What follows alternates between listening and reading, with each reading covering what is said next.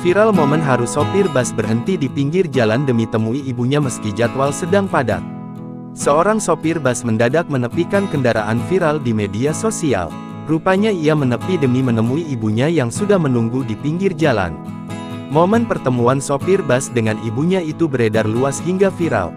Momen haru itu viral usai diunggah oleh akun TikTok @garasi_king_isan dan hingga kini telah ditonton lebih dari 1 juta kali tayangan.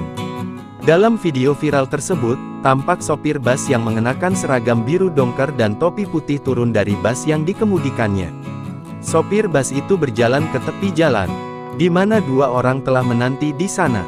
2 orang itu merupakan ibu dari sang sopir. Sementara pria yang mendampingi si nenek merupakan cucunya. Tampak wanita parubaya berbaju merah dan berkerudung hijau menyambut sang anak dengan ekspresi haru. Sopir bus yang melihat ibunya sedih langsung memberi pelukan hangat. Tak lupa si sopir bus memberi uang kepada ibunya. Setelah itu, sopir bus kembali mencium dan memeluk sang bunda sebelum akhirnya dia memutuskan untuk melanjutkan perjalanan. Sontak saja, unggahan tersebut pun kini mengundang berbagai komentar warganet.